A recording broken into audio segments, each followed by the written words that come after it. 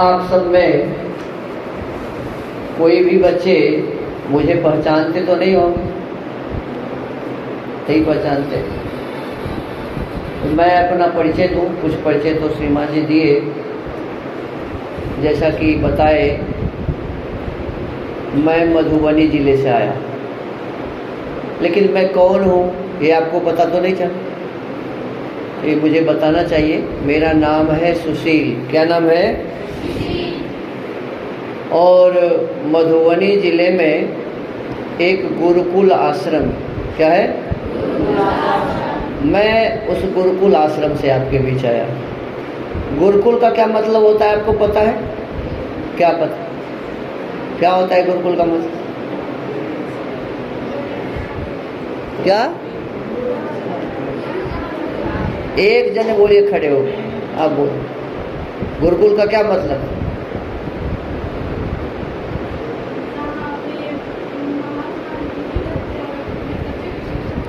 अच्छा, बैठिए। देखिए,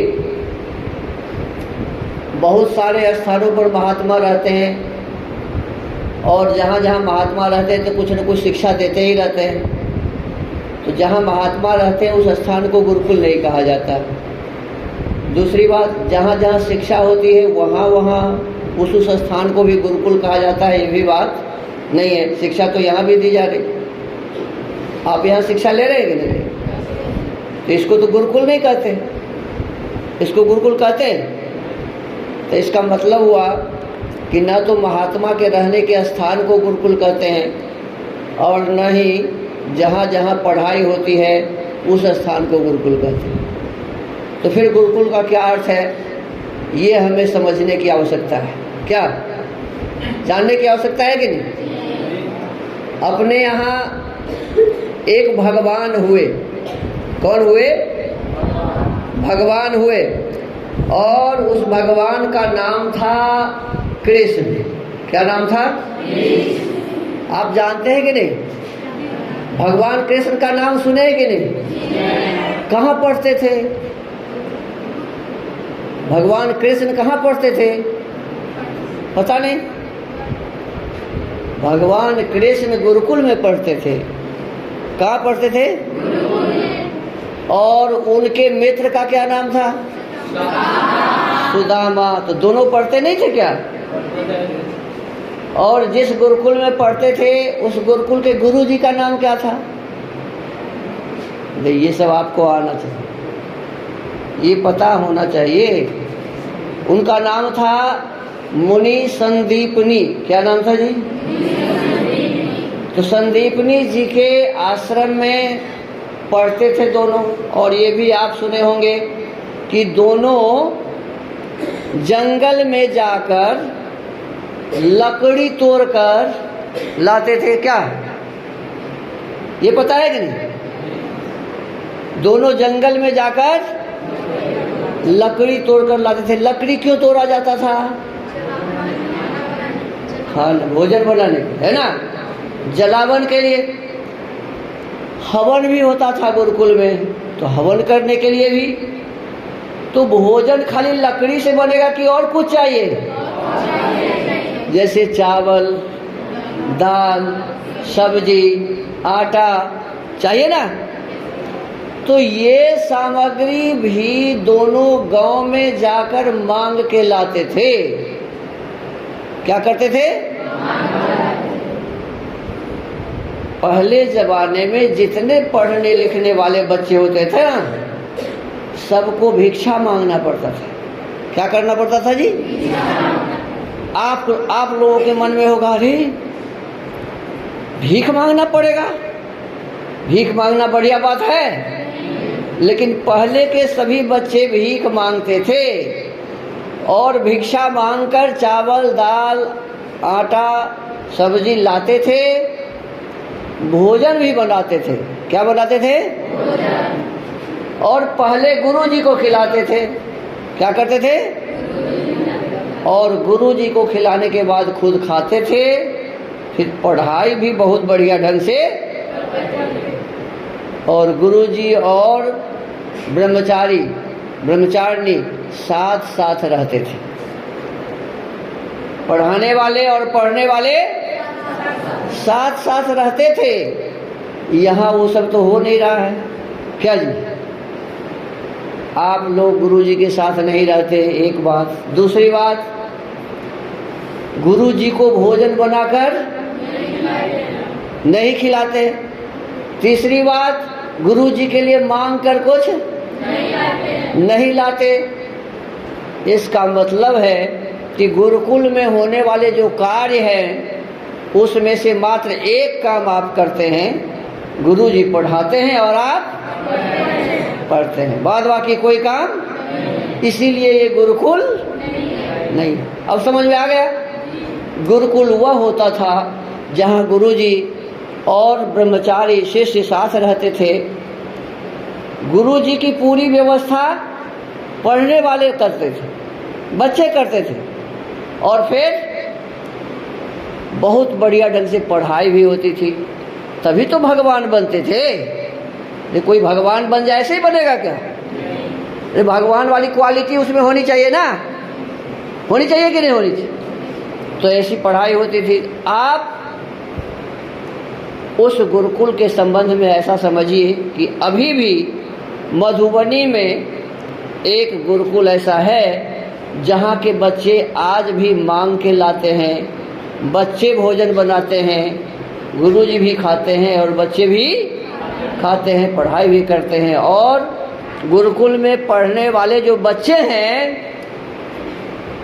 एक पुस्तक है, पाणिनि मुनि उस पुस्तक को लिखे, उसका नाम है अष्टाध्यायी। क्या नाम है? 4000 सूत्र हैं। वो सभी के सभी बच्चे याद कर लेते हैं, पूरी अष्टाध्यायी याद कर लेते हैं, कंठस्थ, इधर से उधर सुना देगा पूरा। तो इस प्रकार से पढ़ाई भी होती है। तो आपको आपके मन में एक भावना बननी चाहिए कि उस जमाने वाले गुरुकुल आज भी है, तो एक बार उसे देखना नहीं देखना चाहिए? मन में उत्साह होना चाहिए ना। तो आपके मन में उत्साह उत्पन्न हुआ कि हमें भी उसे देखना। तो सबसे पहले मैं आपको निमंत्रण दे रहा हूँ, अपने गुरुजी को भी, आप सबको भी।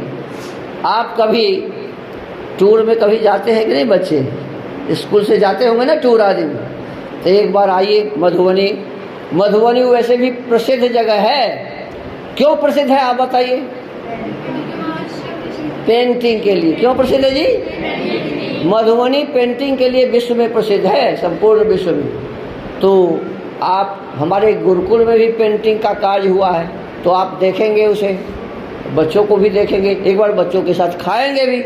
गुरुकुल का भोजन कैसा होता है, खाना चाहिए ना। तो मैं निमंत्रण देता हूँ, तो आएंगे आप लोग? अरे कभी आइए, माता जी के साथ, पिताजी के साथ, गुरुजी के साथ, जैसे भी संभव हो एक बार आना, ठीक है? अब मैं आपके यहाँ क्यों आया? मेरा नाम समझ गए, कहाँ से आया समझ गए, तो मैं क्यों आया ये आपको पता चला? नहीं पता चला तो ये भी पता कर लीजिए। मैं आपसे कुछ बातचीत करने के लिए आया। क्यों आया? एक बेटी है जिसका नाम है गीता और एक का नाम है रीता। गीता कहती है, अरे बहन रीता। तो रीता, क्या बहन गीता? ये क्या हुआ? ये क्या हुआ? बातचीत नहीं हुआ। ये बातचीत हुई कि नहीं? एक है श्याम, एक है मोहन। कहता है श्याम, अरे भाई मोहन। तो मोहन कहता, क्या भाई श्याम? ये क्या हुआ जी? तो हम आपसे करेंगे बातचीत। क्या करेंगे? अच्छा, आप लोग आपस में बातचीत करते हैं तो डर लगता है, भय लगता है क्या? आपस में बात करने में भय लगता है? तो हम भी आए हैं बातचीत करने के लिए, तो कोई भय होना चाहिए। हैं? जो डर गया सो, हाँ आप लोगों को तो पता ही, जो डर गया सो तो मरना नहीं है ना, तो डरना भी। लेकिन इसका मतलब ये नहीं है कि हम डरेंगे नहीं। बहुत सारे बच्चे जो डरते नहीं हैं तो क्या करते हैं मालूम है? आगे वाले बच्चों को पीछे से कलम से जो डरते नहीं है वो ऐसा करते हैं, तो ये भी ठीक बात नहीं है। मैं मधुबनी से आया, अब किसी बच्चों को ऐसे करते हुए देखूंगा तो यहाँ से क्या संदेश लेके जाऊंगा कि इस विद्यालय के बच्चे अच्छे नहीं हैं। तो आप अच्छा कहना चाहते हैं कि बुरा? अच्छा। तो कोई भी गलत काम आप नहीं करेंगे, ठीक है? मैं जितना देर हूँ आपस में कोई आप बातचीत नहीं करेंगे, क्योंकि मैं जो कहना चाहता हूँ आप तब तक नहीं समझेंगे जब तक मेरे बातों को ठीक से नहीं सुनेंगे। आप आपस में बातचीत करेंगे तो मेरी बात समझ जाएंगे क्या? तो कुछ देर आप आपस में बातचीत नहीं करेंगे, तो मैं बातचीत शुरू करूं? चलिए, मैं एक बात जानना चाहता हूं। ये तो मुझे पता है कि आप सभी यहाँ पढ़ने के लिए आए हुए हैं, ये विद्यालय है, अब बच्चे यहाँ पढ़ने के लिए आए हैं। मैं एक बात जानना चाहता हूँ कि ये हमारे बच्चे पढ़ रहे हैं, क्यों पढ़ रहे हैं? हाँ? देखो, उज्जवल भविष्य के लिए पढ़ रहे हैं, अच्छे गलत में फर्क करने के लिए पढ़ रहे हैं। और आपसे पहले भी तो लोग पढ़ाई किए होंगे ना? वो लोग भी तो अच्छे गलत में फर्क किए होंगे ना? आपको ये पता होगा कि अपने देश की वर्तमान व्यवस्था ऐसी है कि दरोगा साहब के पास जाओ किसी समस्या को लेकर के, तो दरोगा साहब क्या मांगते हैं? घूस। क्या मांगते हैं जी? बीडीओ साहब और सीओ साहब के पास जाओ जमीन आदि की समस्या लेके, तो क्या मांगते हैं? वो पढ़े नहीं है क्या? अच्छे बुरे का फर्क नहीं किए क्या? अरे वो भी तो जाने ना, लेकिन कर क्या रहे हैं जी? अच्छा या बुरा कर रहे हैं? तो क्या गारंटी है कि आप नहीं करेंगे? पढ़ाई तो वो भी किए थे आपके तरह, क्या जी? पढ़ाई आप ही के तरह वो भी किए थे, लेकिन पढ़ाई करने के बाद भी वह काम कर रहे हैं जो काम करना नहीं चाहिए। तो आपके लिए तो कोई गारंटी फिर नहीं हुआ कि आप पढ़ते हैं इसलिए कि अच्छे बुरे का हम जानकारी हासिल करेंगे और बुरा काम नहीं करेंगे। ये गारंटी है क्या? इस पढ़ाई की कोई गारंटी नहीं है। क्या पता कि आप भी दरोगा बन जाएं और काम वही करें, हो सकता है। क्या पता कि आप भी इंजीनियर बन जाएं और भागलपुर में एक पुल बनाया इंजीनियर। क्या बनाया जी? पुल में पैसा लगा 1700 करोड़। कितने? 1700 करोड़। और पुल का उद्घाटन नहीं हुआ, पुल गिर गया। पुल क्या हुआ? क्या किया वो? सब पैसा खा गया और बालू से पुल बना दिया। सब सीमेंट खा गया और बालू से पुल बना दिया। 1700 रुपया खत्म। बताइए, ऐसे को आप इंजीनियर कहेंगे कि डकैत? क्या कहेंगे? डकैत है कि नहीं? अच्छा, आप लोगों के यहाँ डॉक्टर है? आप लोगों के इलाके में डॉक्टर हैं? आप कभी डॉक्टर के पास गए हैं? डॉक्टर साहब जो दवा लिखते हैं उस पुर्जा को लेकर के यदि आप मोतिहारी चले जाएं, यहाँ के पुर्जा को लेकर के बेतिया ही चले जाओ, तो वो दवा मिलेगी क्या? वो दवा नहीं मिलेगी। बेतिया वाले डॉक्टर का मोतिहारी में नहीं और मोतिहारी वाले डॉक्टर का नरकटियागंज में लिखने वाले का बेतिया में नहीं। क्यों? इसका मतलब समझते हैं आप? नहीं समझते। इसका मतलब है कि एक दवा बेचने वाला आता है और दवा बेचने वाला डॉक्टर के पास जाता है और डॉक्टर को कहता है कि मेरी दवा आप पेशेंट के लिए लिखिए और मेरी कंपनी आपको 25 लाख रुपया लिखने के एवज में देगी। अब वो डॉक्टर लोभ के मारे क्या करता है? उसी कंपनी की दवा लिखता है और उस कंपनी की दवा कहाँ मिलेगी? डॉक्टर के ही क्लिनिक में, उसके आसपास के दुकान में ही मिलेगी, अन्य जगह मिलने वाली नहीं है। 10 रुपये की दवा, दवा कितने की? वो मिलेगी 100 रुपये में। कितने में?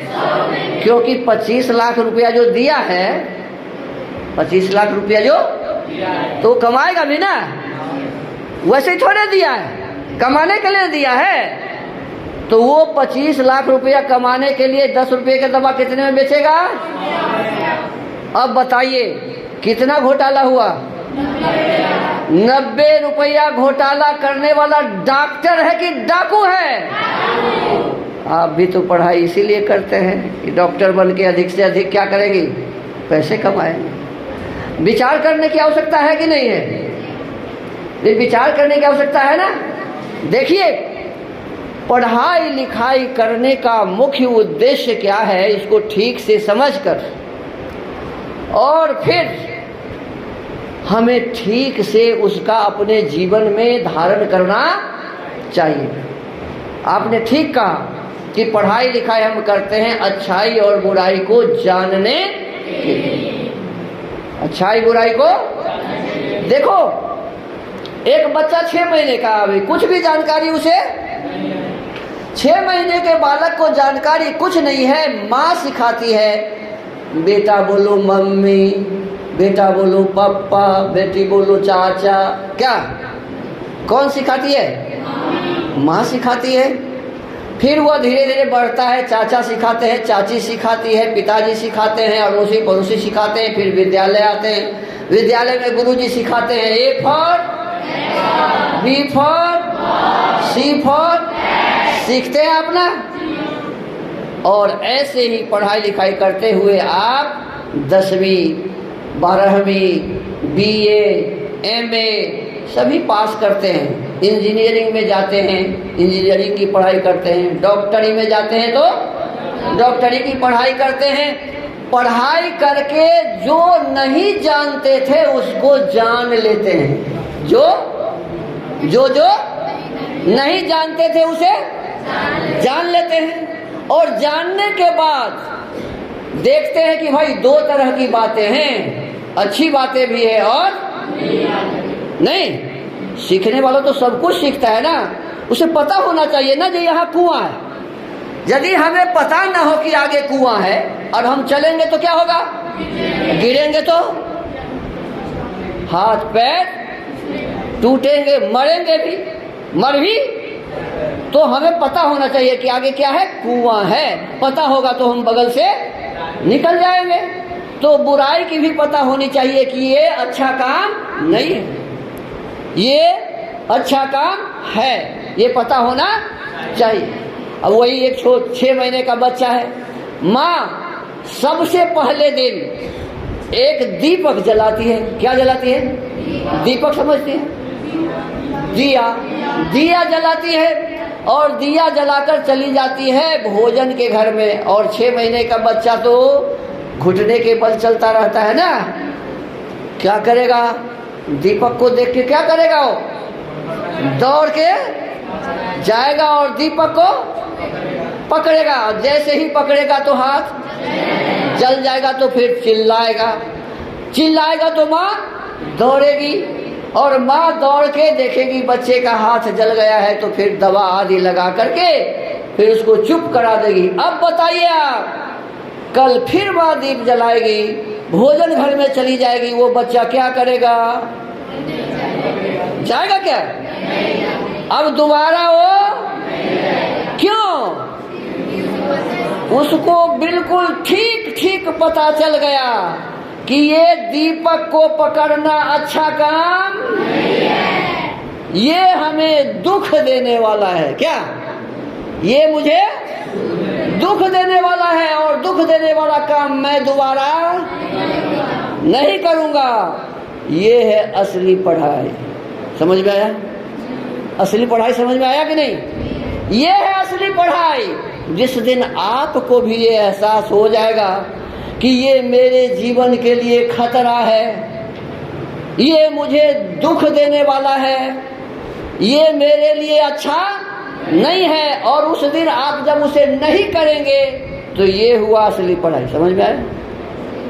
अभी आप लोगों को पढ़ाया जाता है सिगरेट पीना स्वास्थ्य के लिए हानिकारक है, पढ़ाया जाता है ना। आप लोग पीते हैं? कोई नहीं पीते हैं, बेटा बेटी कोई अभी तक नहीं पीते। अच्छा, झूठ बोलना अच्छा काम है या बुरा? आप सभी झूठ बोल रहे हैं, आप सभी पीते हैं। मैं सिद्ध कर लूं?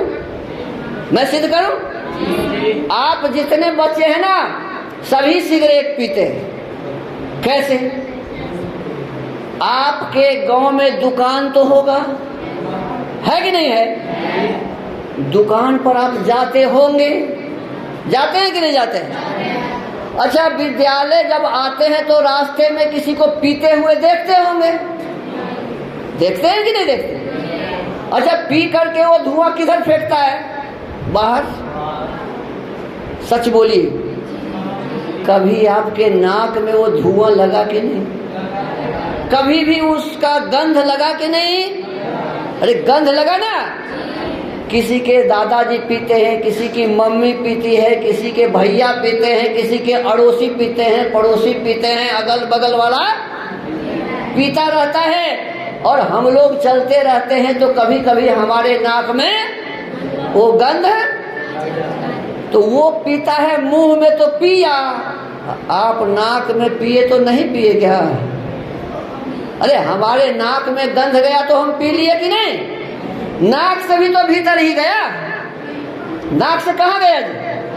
हमारे भीतर ही गया, तो हम पिए कि नहीं पिए? सुनो, वैज्ञानिकों का कहना है कि मुंह से पीने वालों को कम खराबी है, जो नाक से पीता है उसके लिए आपको जल्दी मारना चाहते हैं पीने वाले। जो नहीं पीते हैं ना वो जल्दी मरेंगे। क्यों?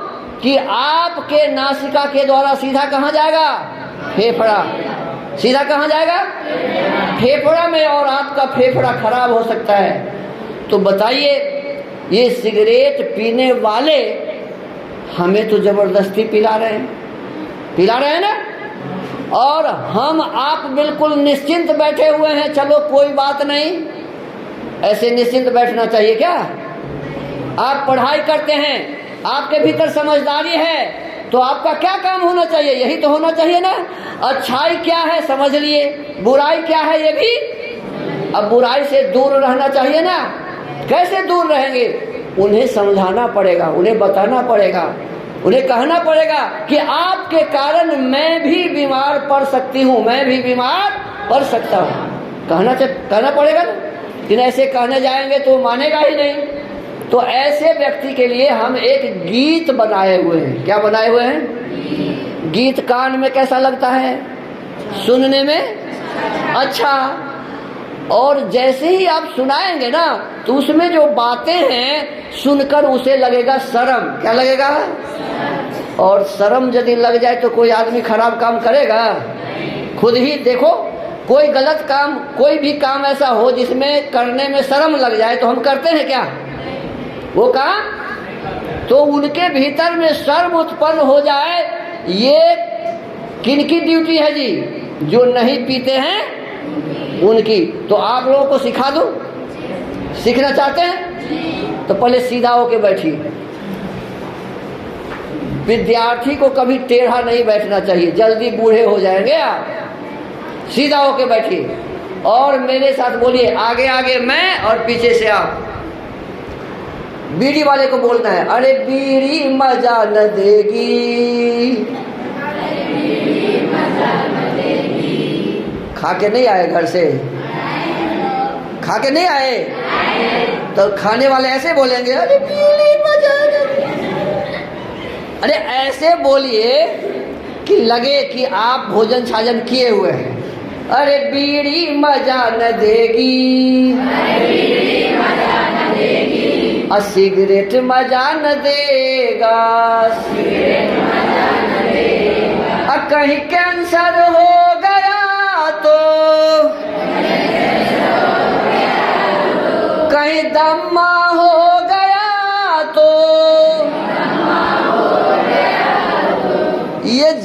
जीवन मजा न देगा, अरे बीड़ी मजा न देगी, गाजा मजा न देगा। समझा ले अपने मन को, बर्बाद कर न तन को, पेट्रोल से बुझा मत, जलती हुई अगन को, कहीं सेहत बिगड़ गई तो, फैशन मजा न देगा, अरे बीड़ी मजा न देगी, और सिगरेट मजा न देगा। कैंसर हो जाएगा तो जीवन मजा देगा क्या? जब वो सुनेंगे तो उन्हें शर्म आएगी, है ना जी। और छोड़ देंगे तभी आप बच सकते हैं, अन्यथा सीख लिए ना।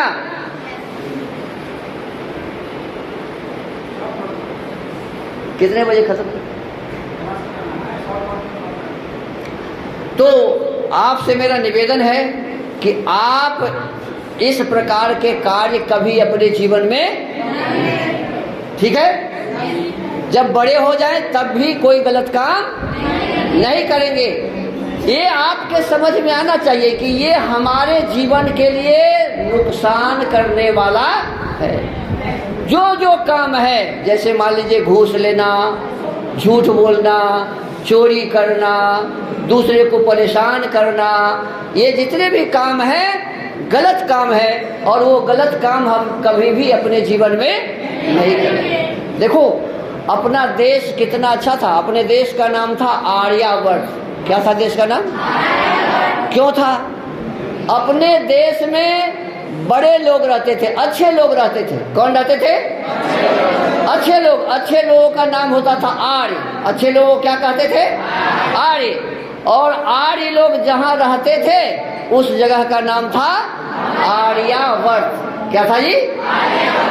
आर्य प्लस आवर्त बराबर आर्यावर्त। तो आर्यावर्त देश में रहने वाले लोग पहले कोई भी गलत काम नहीं करते थे। और अपने यहाँ एक व्यक्ति आया, उसका नाम था हुएनसांग। क्या नाम था? कहाँ से आया था? चीन से। कहाँ से आया था? चीन से आया था।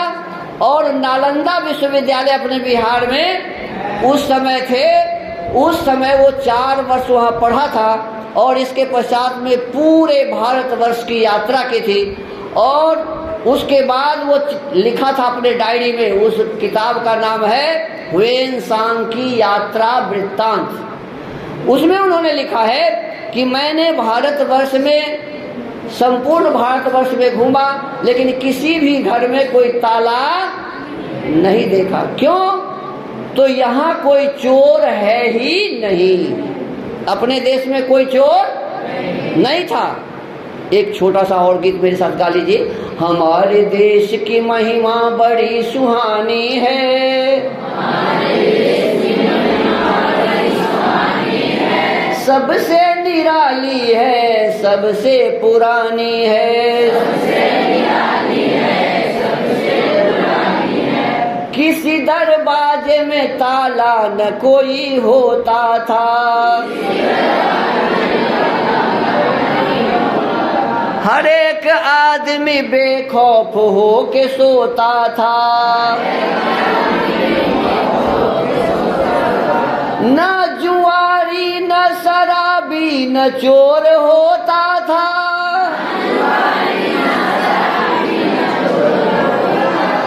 ऐसा वातावरण ही चहुं ओर होता था।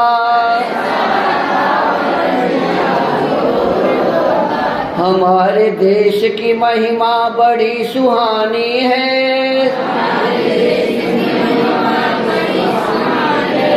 सबसे निराली है, सबसे पुरानी है।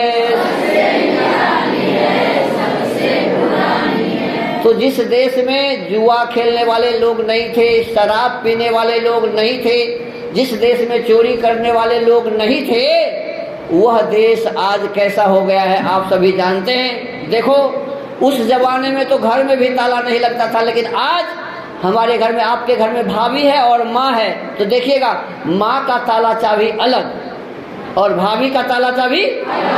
यदि भाभी माँ का ताला खोल ले तो लड़ाई हो जाती है, और यदि माँ भाभी का ताला खोल ले फिर भी लड़ाई हो जाती है। इसका मतलब क्या हुआ? इसका मतलब हुआ कि सास के लिए आज बहू चोर है और बहू के लिए सास चोर है। पहले अच्छा था कि अब अच्छा हो गया है? आपको कैसा बनाना है? पहले जैसे बनाना चाहिए ना, और उसके लिए पहले खुद बनेंगे तब न बनाएंगे। पहले हम खुद बनेंगे तब न बनाएंगे। देखिए, आने वाले समय में आप ही इस देश के प्रधानमंत्री बनेंगे, आने वाले समय में आप ही इस देश के राष्ट्रपति बनेंगे, आने वाले समय में आप ही एसपी, कलेक्टर, बीडीओ, सीईओ सब कुछ आप ही तो बनेंगे, थानेदार सब आप बनेंगे। यदि आप अच्छे रहेंगे तो आपका देश कैसा होगा? अच्छा। यदि आप ईमानदार रहेंगे तो आपका देश ईमानदार होगा, और यदि आप ठीक नहीं रहे तो आपका देश कभी ठीक होगा? नहीं। तो हम आपको व्रत लेना चाहिए कि नहीं? हमारे आपके भीतर में एक दृढ़ निष्ठा होनी चाहिए ना, कि हम पढ़ाई लिखाई इसलिए करते हैं कि आने वाले समय में बिल्कुल अपने इस जीवन को इतना सुंदर बनाएंगे जिससे हमारे देश में सुगंधी फैलेगी, है ना जी। किसी भी प्रकार की अव्यवस्था हमारे द्वारा अपने देश में नहीं होगी। तो आप निश्चय करिए, और आप से ही हमारे देश का नाम होगा। केवल देश का नहीं, जिस विद्यालय में आप पढ़ते हैं, यदि आप बड़े पद पर पहुंच जाते हैं, अच्छे बन जाते हैं, तो आपके विद्यालय का भी नाम होगा। जिस गांव में आप हैं, आपके गांव का नाम होगा। जो आपके माता पिता हैं, वो आपके माता पिता का नाम होगा। तो इसीलिए कभी भी अपने जीवन में कोई गलत कार्य नहीं करना चाहिए, कोई भी नशा आदि नहीं करनी चाहिए। खान पान रहन सहन आपके सुंदर होने चाहिए। इन्हीं शब्दों के साथ मैं जहाँ से आया हूँ वहाँ एक पुस्तकें हम सब पढ़ाते हैं बच्चों को, उसका नाम होता है वेद। क्या है? वेद। पर प्राचीन जमाने में लोग वेद ही पढ़ते थे। वेद कितने होते हैं? 4 होते हैं, ऋग्वेद, यजुर्वेद, सामवेद और अथर्ववेद। वेद में कितने मंत्र हैं, कोई बता सकते हैं आप में से? चारों वेद में कितने मंत्र होते हैं, कोई बता सकते हैं? देखिए, ये जनरल नॉलेज में हमको आनी चाहिए, है ना। चारों वेद में 20,416 मंत्र हैं। कितने हैं? 20,416 मंत्र। उसमें केवल ऋग्वेद में 10,589 मंत्र हैं। ऋग्वेद में कितने हैं? 10,589। यजुर्वेद में 1975, यजुर्वेद में 1975, सामवेद में 1875, सामवेद में, और अथर्ववेद में 5,977, अथर्ववेद में 5,977। और ये चारों वेद मिलाकर के 20,416 मंत्र हैं। उसमें से कोई भी मंत्र ऐसा नहीं है जो आपके जीवन को बढ़िया से बढ़िया नहीं बना सकता है। एक मंत्र जो सबको जानना चाहिए, जो मैं आपको अभी पढ़ाया, वो है विश्वानि देव सवितर दुरितानि पराशुभ यद भद्रम तन्न आशुभ। इसमें लिखा है विश्वानि दुरितानि माने सभी बुराई, विश्वानि दुरितानि माने सभी बुराई, पराशुभ हटा दो, सभी बुराइयों को हटा दो, यद भद्रम जो अच्छा है उसको आशुभ उसको ग्रहण कर लो, बुराई को हटा दो और अच्छाई को ग्रहण कर लो। ऐसे ही जो भी मंत्र आप पढ़ेंगे इसी प्रकार की बातें उसमें लिखी है, और सबके लिए है। देखो, चाहे कोई किसी भी धर्म का हो, किसी भी परिवार का हो, यह यदि करेगा, अपने भीतर में अच्छाई ग्रहण करेगा, बुराई हटाएगा, तो उसका जीवन अच्छा बनेगा। तो ऐसी ही शिक्षा पहले मिलती थी। आप भी इस शिक्षा को ग्रहण करें। आपके लिए हम अपने यहाँ के जो प्रधानाध्यापक जी हैं उन्हें एक पुस्तक दे रहे हैं, उसका नाम है सत्यार्थ प्रकाश। महर्षि दयानंद सरस्वती जी ने वर्तमान समय में इस पुस्तक को हमारे आपके लिए लिखा और कहा वेदों की ओर लौटो। क्या कहा? वेदों की ओर लौटो। बहुत दिनों से हम पढ़ाई छोड़ दिए थे, तो पढ़ाई लिखाई करने से हमें पता चलेगा कि वेद में कितनी अच्छी बातें थी। सत्यार्थ प्रकाश के बारे में कहा जाता है कि कोई भी ऐसा महापुरुष नहीं है अपने देश का जो उस पुस्तक को नहीं पढ़े थे। अभी मैं पूरे बिहार में घूम करके सभी अधिकारियों से मिला और उन्हें सत्यार्थ प्रकाश दिया तो वो कहे कि इसके बारे में तो मैं पहले से जानता हूँ, यह बहुत ही अच्छी पुस्तक है, तो कभी आप लोग भी जरूर पढ़िएगा। ठीक है, कभी आप लोग भी जरूर पढ़िएगा सत्यार्थ प्रकाश। और वेद में जब अच्छी बातें हैं तो उसे भी कभी पढ़ने का प्रयास करिएगा। आपके यहाँ आते हैं कि नहीं तो मुझे पता नहीं, लेकिन हमारे जिले में हमारे मुसलमान भाई भी चतुर्वेदी अब बनते हैं। पता है आप लोगों को, मुसलमान भाई भी चतुर्वेदी बनते हैं और चारों वेदों को पढ़ते हैं और वो बहुत ही अच्छी बातें वेद से सीखकर करते हैं। तो हमको, आपको, सबको वो वेद पढ़ना चाहिए और वेद में क्या है जानना चाहिए और फिर अपने जीवन को प्राचीन आर्यावर्त के समान आर्य जैसा बनाना चाहिए। आशा है आप हमारे इस बातों को ध्यान दिए होंगे, सुने होंगे। आने वाले समय में आपका जीवन अच्छा होगा। अब मैं निमंत्रण दिया था सो तो याद है आपको, है? तो हमारे गुरुकुल भी आप कभी आएंगे।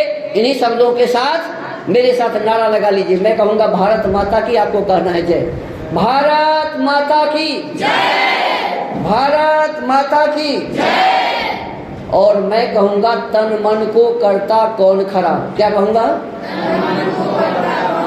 तो आपको कहना है मांस मछली अंडा शराब। क्यों कि आप देखते हैं छठ पूजा होती है ना, छठ, उसमें मांस लेके जाते हैं, अंडा लेके जाते हैं, शराब लेके जाते हैं। क्यों नहीं जाते?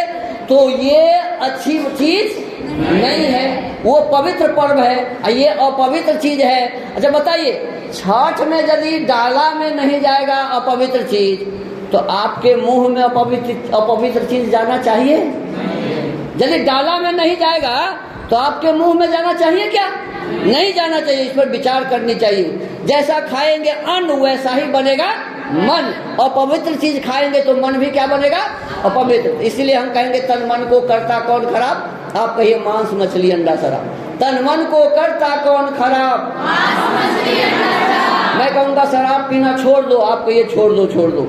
शराब पीना छोड़ दो, छोड़ दो, छोड़ दो। शराब का बोतल फोड़ दो, फोड़ दो, फोड़ दो। शराब के ठेके तोड़ दो, तोड़ दो, तोड़ दो। मैं कहूँगा जो भी हुआ नशे का शिकार, आप कहिए उसका उजड़ा घर परिवार। लोग नशा के चक्कर में अपने घरवाली के गहना भी बेच देते हैं, बेच देते हैं ना। जो भी हुआ नशे का शिकार उसका उजड़ा घर परिवार। जो भी हुआ नशे का शिकार उसका उजड़ा घर परिवार। और अंत में मैं कहूँगा संसार के श्रेष्ठ पुरुषों माने अच्छे आदमी, आप कहेंगे एक हो जाओ। अच्छे आदमी को एक होना चाहिए ना। संसार के श्रेष्ठ पुरुषों एक हो जाओ, संसार के श्रेष्ठ पुरुषों एक हो जाओ। और अंत में मैं कहूँगा नमस्ते। आप 2 बार कहेंगे नमस्ते नमस्ते।